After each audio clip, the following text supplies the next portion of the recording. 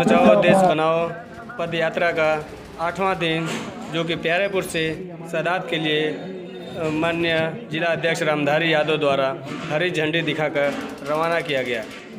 आइए हम एक ऐसे युवा नेता अविनाश विद्यार्थी जो इलाहाबाद छात्र नेता रह चुके हैं उनसे बात करते हैं, जो कि इस पदयात्रा के बारे में पूरे विस्तार से आप सभी को बताएंगे। देश बचाओ देश बनाओ समाजवादी पदयात्रा का आज 8वां दिन प्यारेपुर से होते हुए यह यात्रा आज सादात बाजार में जाएगी, जो जखनिया विधानसभा में पड़ता है। यह यात्रा का आज 8वें दिन है।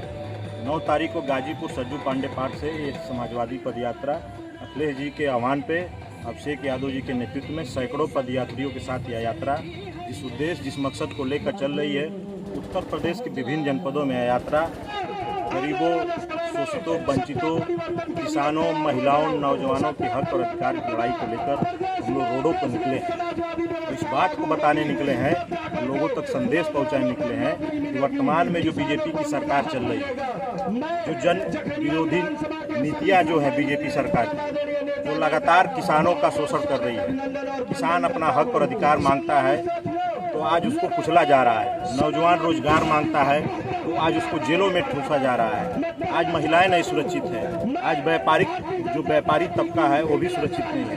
आज लगातार सरकार व्यापारियों पर लगातार कर बढ़ा रही है। इस देश के जितने सामान है, खाद्य पदार्थ हैं, उस पर लगातार टैक्स बढ़ाया जा रहा है। तमाम ऐसी जन विरोधी नीतियाँ बीजेपी सरकार की उसको लेकर हम लोग रोडों पर निकले हैं। उत्तर प्रदेश के कई जनपदों में गांव-गांव, चौराहे हर विधानसभा में जाकर इस संदेश को लेकर निकले हैं कि आप आवाज़ उठाइए और सरकार से सवाल कीजिए, क्योंकि आज देश का लोकतंत्र खतरे में है। आज देश का जो बाबा साहब का बनाया हुआ संविधान है वो खतरे में है। आज़ादी के 75 वर्ष बाद भी देश की स्थिति वर्तमान समय में जो है बहुत ही दयनीय है।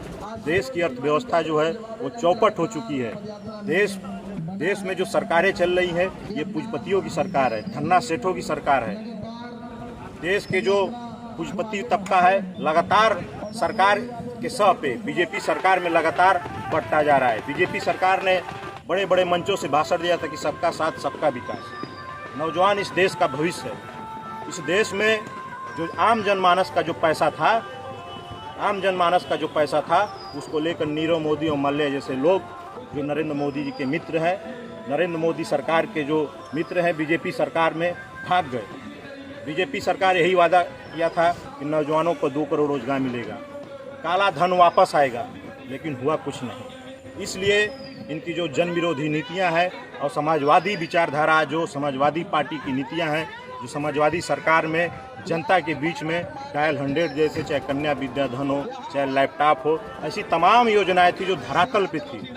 समाजवादी पार्टी की जब सरकार थी तो सरकार एक विकास के रास्ते पे आगे जा रही थी, लेकिन आज विकास रुक गया है। नौजवानों को उन्होंने कहा था कि 2 करोड़ रोजगार देंगे, लेकिन आज रोजगार की स्थिति है कि नौजवानों को ला के हाशिए पे खड़ा कर दिया। अभी एक स्कीम आई अग्निवीर योजना, जो 4 साल का कॉन्ट्रैक्ट है। 4 साल के बाद हमारे नौजवान फिर वापस घर चले आएंगे। ऐसी तमाम जन विरोधी नीतियाँ हैं बीजेपी सरकार की, जिसको हम लोग लेकर जनता के बीच में जा रहे हैं, लोगों को बताया जा रहा है। अभी बच्चों को स्कॉलरशिप नहीं मिली। तमाम ऐसे पिछड़े दलित वंचित तबका है। बीजेपी सरकार जाति, धर्म, मजहब के नाम पे लोगों को मारने का काम कर रही है। लोगों को आपस में लड़ा कर इस देश की सियासत को चलाना चाहती है। लेकिन हम समाजवादी व्यवस्था के लोग आदरणीय अखिलेश, आदरणीय नेताजी के संदेश को लेकर इस प्रदेश के हर जिलों में निकले हैं। लगभग तमाम सैकड़ों साथी इस यात्रा में चल रहे हैं। आज 8वें दिन हो चुका है। लगातार हमारी इस यात्रा आगे की तरफ अक्सर रहेगी और इस लड़ाई को हम लोग एक मंजिल तक पहुंचाएंगे। लोगों की आज न्याय की स्थिति है। आप थानों में चले जाइए, तहसीलों में चले जाइए, तहसील और थाने आज भ्रष्टाचार के अड्डा बन गए। लोगों इस सरकार में, गृह मंत्रालय की रिपोर्ट है, इस सरकार में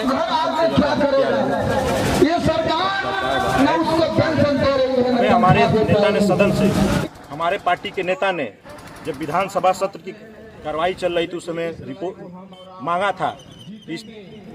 उत्तर प्रदेश सरकार बीजेपी सरकार में कितनी देते हुई, सबसे ज़्यादा उत्तर प्रदेश सरकार में, जब कार्यकाल बीजेपी का रहा है कास्टोडियल डेथ सबसे ज़्यादा बीजेपी सरकार में हुई। आज लोगों को न्याय नहीं मिल रहा है, लोग दर दर भटक रहे हैं। इस देश में 750 किसान आत्महत्या कर लिया, नौजवानों का लगातार शोषण हो रहा है, उस पर सरकार थोड़ा भी ध्यान नहीं दे रही है। इसलिए समाजवादी पार्टी हमेशा समाजवादी रास्ता अपनाकर, संघर्ष का रास्ता अपनाकर, हम लोग संघर्षशील लोग हैं, संघर्ष का रास्ता हमेशा समाजवादी। जब भी अन्याय और शोषण हुआ है, समाजवादी पार्टी रोडों पर उतरकर हमेशा इसका बीजेपी सरकार चाहे किसी की सत्ता रही हो, मुंह तोड़ जवाब देने का काम किया है और आने वाले समय में भी हम लोग इसका मुंह तोड़ जवाब देंगे, क्योंकि देश के हालात, अर्थव्यवस्था आपकी चौपट हो गई, धरातल पे कुछ नहीं दिखाई दे रहा है, लोग परेशान हैं। आगे की तरफ किसान समाजवादी पार्टी का हौसला बुलंद करेंगे। सरकारें अमृत महोत्सव मना रही है इस देश में। बताइए, अभी राजस्थान की घटना देख लीजिए आप लोग। एक दलित का लड़का जो पानी पीने, उसको पानी भी नहीं पीने दिया, पानी का अगर घड़ा हेडमास्टर का छू दिया तो उसको मार मार के उसकी हत्या होगी। आदिवासियों को उनको जंगलों से भगाया जा रहा है। आखिर ये सरकार लगातार पूंजीपतियों का बढ़ावा दे रही है। आप बैंकों में चले जाइए, बैंकों में आपको कर्जा नहीं, जो धन्ना सेठ हैं, जो कॉरपोरेट घराना है, जो पूंजीपति तबका है, उसको करोड़ों करोड़ हजार करोड़ में लोन मिल जा रहा है। लेकिन गरीब इंसान जब लोन लेने जाता है तो तमाम तरह की तरकीबें बताई जाती कि ये कागज़ लाओ, वो कागज़ लाओ। इसलिए इस लड़ाई को लेकर हम लोग निकले हैं और हम आह्वान करते हैं कि लोग सोशल मीडिया, ट्विटर, फेसबुक पर लिखिए, समाजवादी नौजवान आप भी हमारे इसमें साथ दीजिए, क्योंकि अगर आप आज चुप रहेंगे तो आने वाला भविष्य और आने वाली पीढ़ी आपसे सवाल और जवाब करेगी। हमको आपको निकलना पड़ेगा, क्योंकि आज़ादी तो मिल गई, इस मुल्क तो आज़ाद हो गया, लेकिन लोगों को हम तो चाहते हैं कि फ्री पढ़ाई हो। समाजवादी पार्टी का हमेशा नारा रहा है कि शिक्षा फ्री हो, दवाई फ्री हो, सिंचाई फ्री हो, सबको रोजगार मिले, गरीबों को मकान मिले। लोहिया जी कहते थे कि हर गरीब को मकान दो, हर हाथ को काम दो। इस उद्देश्य, इस मकसद को लेकर ये देश बचाओ देश बनाओ सरजू पांडे पार्क 9 अगस्त को यह यात्रा गाजीपुर के जो शहीदी धरती है, क्रांतिकारियों की धरती रही है, लेके निकली है। आज 8वें दिन हम लोग जखनिया, शुरू में हम लोग गाजीपुर सदर विधानसभा में, फिर जमनिया विधानसभा में, फिर सदर आया, उसके बाद सैदपुर विधानसभा में, आज जखनिया पहुँचे। इसी तरह यात्रा हम लोग की जंगीपुर होते हुए जौराबाद विधानसभा होते मोहम्मदाबाद, इसी तरह आगे के पड़ाव की तरफ बलिया की तरफ अक्सर करेंगे, मऊ, फिर उसके बाद आजमगढ़, जौनपुर, भदोही और बनारस हमारा पहला चरण है। उसके बाद ये हमारे पूरी 100 दिन की यात्रा है। उसके बाद आगे की चरणों में भी हम लोग अन्य जिलों में जाएंगे।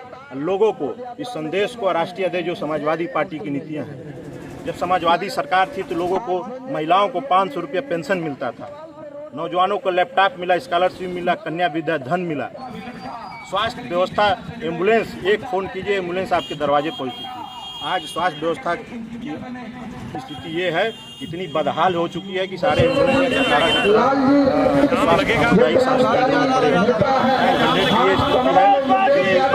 पढ़ाया नहीं गया। समाजवादी पार्टी में जो गाड़ियाँ आ गई उसके बाद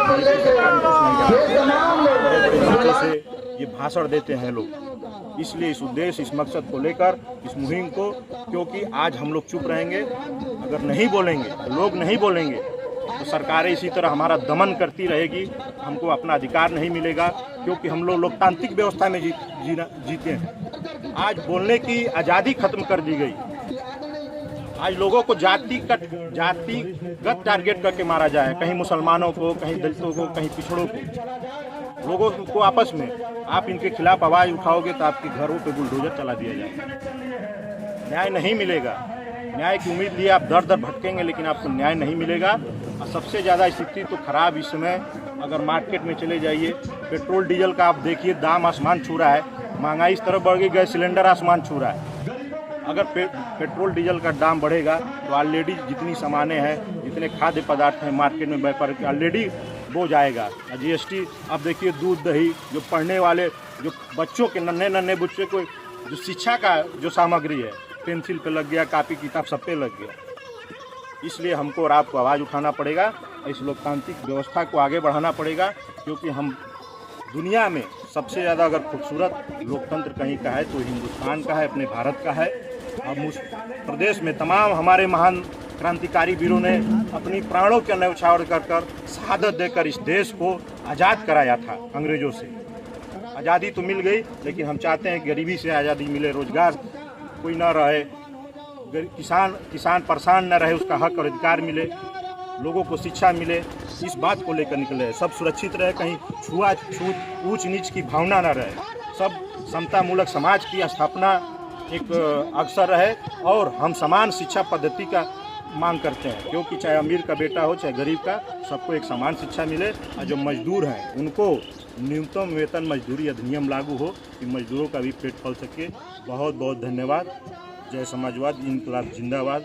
आपने अभी तक सुना अविनाश विद्यार्थी जी को, और हम सादात की धरती पर आ चुके हैं और यहाँ के सड़कों का हाल आप तो बखूबी देख ही रहे हैं। ये सरकार जो वादा कर रही थी गड्ढा मुक्त सरकार, लेकिन ये तो पूरा कचरा युक्त और गड्ढा युक्त सड़कें यहाँ पे देखने को मिल रहा है। कैमरामैन अफजल के साथ ए फोटो एंड फिल्म्स, गाजीपुर।